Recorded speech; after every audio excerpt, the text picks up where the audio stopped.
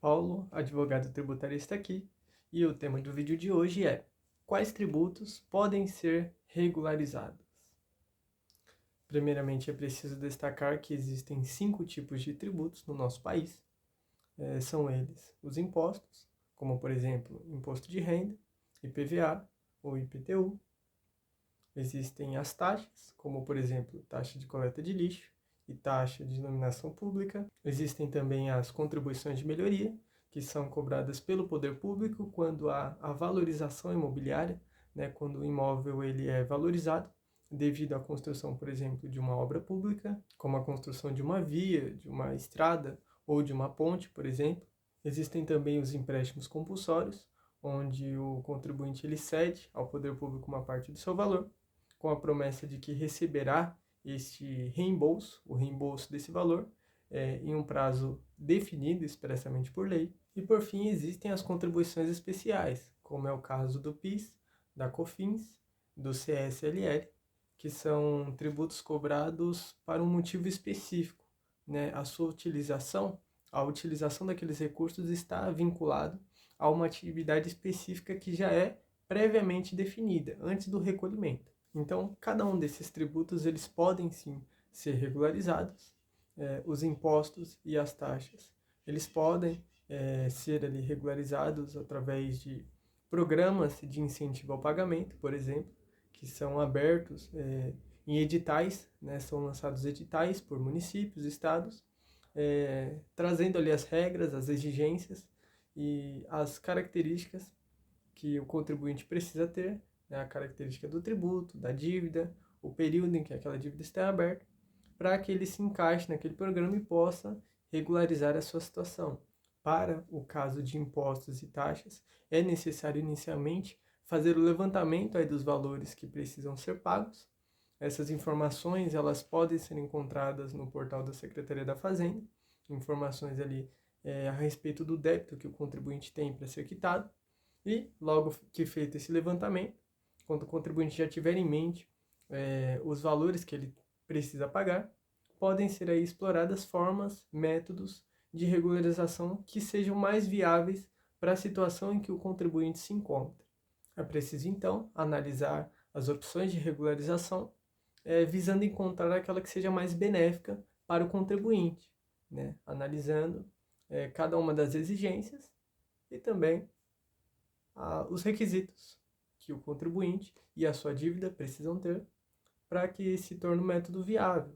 Isso levando em consideração alguns parâmetros, como por exemplo o valor da dívida e o método de regularização aí que proporcione maiores benefícios e vantagens para que esse processo ele seja realizado.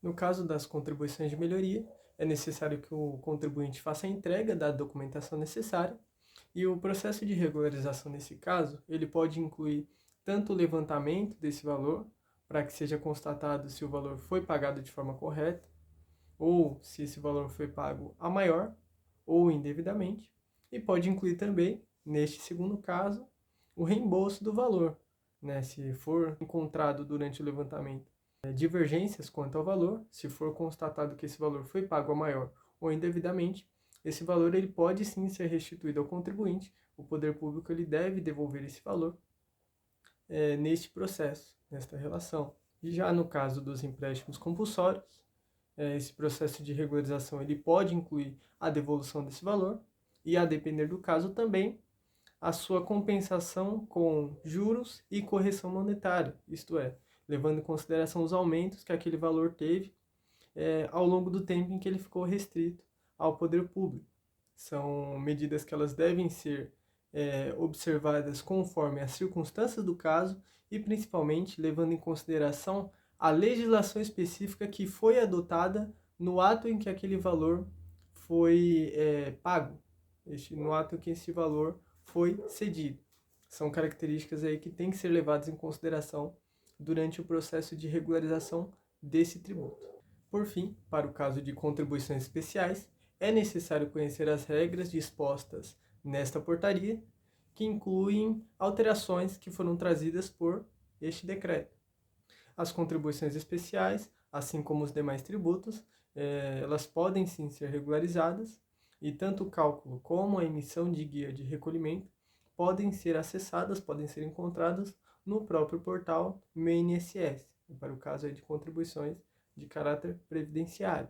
Portanto, é necessário observar as regras e procedimentos específicos a fim de evitar penalidades e garantir a correta regularização destas contribuições. Se esse vídeo foi útil para você, compartilhe com alguém que precisa conhecer sobre esse assunto. Caso você queira estar por dentro de todas as atualizações dentro do direito tributário que estão ocorrendo no nosso país, aconselho que me acompanhe no Instagram.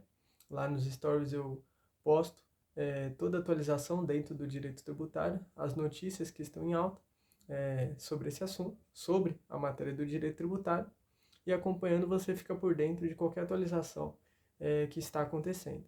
E caso você queira conhecer mais sobre a regularização de débitos tributários, você pode estar adquirindo o meu e-book, o link eu disponibilizei aqui no perfil, ou no meu perfil do Instagram você também pode encontrar e estar adquirindo, para conhecer mais sobre esse processo de regularização e até mesmo para regularizar alguma dívida que você tenha, porque lá eu exponho diversos métodos de regularização que não são tão conhecidos, mas que podem ser fundamentais para que você possa quitar as suas dívidas, seja você pessoa física ou uma empresa, e estar em dia com as suas obrigações fiscais. Até breve.